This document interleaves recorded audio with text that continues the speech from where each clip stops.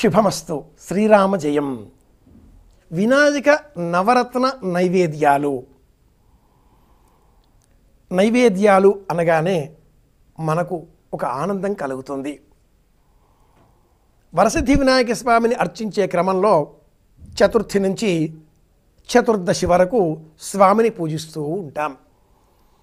ఈ లోకం ఎలాంటిది అంటే పూజ ఏం చేశారు అని చూడదు,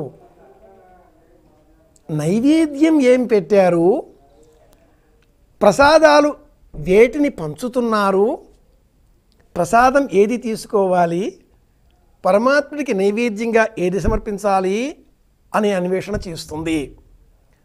నవవిధ భక్తుల వలె నవరత్నాలు, నవవిధములైన నైవేద్యాలు ఆ పరమాత్ముడికి ప్రీతికరంగా సమర్పిద్దాం.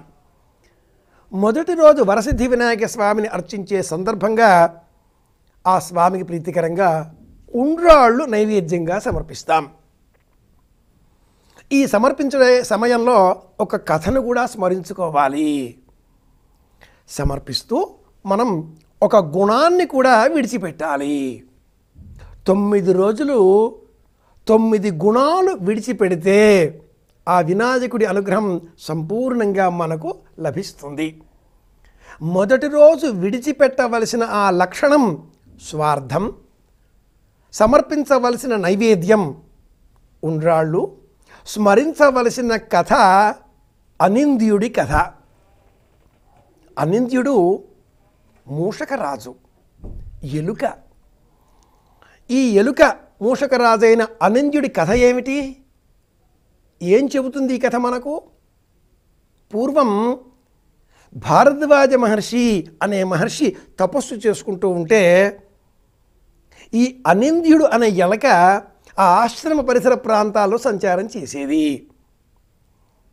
భరద్వాజ మహర్షి వినాయకుడిని పూజించేటటువంటి పరమదైవం, ఆ దైవంగా భావించి పూజించేటటువంటి ఋషి. ఈ అనింద్యుడు వినాయకుడికి నైవేద్యంగా పెట్టిన ఆ ప్రసాదాలు తింటూ భరద్వాజ మహర్షికి చికాకు తెప్పించడంతో రాక్షసుడమై జన్మించవలసింది, మారిపోవలసింది అంటూ శపించాడా మహర్షి. అనంతరం ఈ అనింద్యుడు గజాసురుడి వద్ద సైన్యంలో చేరడం, ఇల్లాలు ప్రియంవద ఆ స్వామికి పరమభక్తురాలుగా, గజాననుడికి పరమభక్తురాలుగా ఉండడం ఈ కథలోని తదుపరి అంశాలు. ప్రసాదం తిన్న కారణంగా ఈ అనింద్యుడు దేహాన్ని పోగొట్టుకొని కుబేరుడికి కుమారుడిగా జన్మించి, కుబేరుడు అమ్మవారిని పూజించేటటువంటి సందర్భంగా అమ్మవారికి సమర్పించిన నైవేద్యాలు కూడా ఆహారంగా స్వీకరించి మళ్ళీ రాక్షసుడిగా జన్మించాడు. కానీ ప్రసాదాలు తిన్నాడు. స్వార్థం విడిచిపెట్టాలి అనే ఆలోచన మనకు ప్రసాదాల వితరణలో గ్రహించవచ్చు. మన దగ్గర ఉన్న దానిని 10 మందికి పంచాలి. జగన్మాత వద్ద ఉండే ప్రసాదాన్ని కూడా తిని దేవతల ఆగ్రహానికి గురి అయి ఆ మూషిక రూపాన్ని అలాగే కొనసాగిస్తూ ఇల్లాలు ప్రియంవద భార్య పతివ్రతాత్వ శక్తి తాను ఆ ప్రసాదం తిన్న పుణ్యఫలం బలం కారణంగా గజాననుడితో విరోధం వచ్చినప్పటికీ గజాననుడికి వాహనంగా మారేటటువంటి అదృష్టాన్ని కూడా కలిగి ఉన్నాడు. కనుకనే మనం ఎంత పెద్ద మంటపం, ఎంత పెద్ద వినాయక రూపాన్ని అర్చించినా ఆ పక్కనే వినాయకుడి పక్కనే ఎలకని కూడా అర్చిస్తాం. సనాతన ధర్మం ప్రపంచానికి అందించిన సందేశం సమస్త జీవులకు సమాన హక్కుతో జీవించేటటువంటి లక్షణం, స్వాతంత్రం ఉండాలి అనే విషయం. నాకు స్వాతంత్రం ఉంది, హక్కుతో జీవిస్తాను. చీమ, ఎలక, దోమ వాటికి కూడా వాటి వాటి జీవన పరిమితులతో బ్రతికేటటువంటి హక్కులు ఉన్నాయి. వినాయకుడికి పూలమాలిక వేసే మనం ఆ అనింద్యుడు రాక్షసునికి కూడా ఎలక రూపంలో ఉన్నాడు కనుక, వినాయకుడి పక్కనే ఉన్నాడు కనుక పూలమాలిక సమర్పిస్తాం. వండిన వంటకం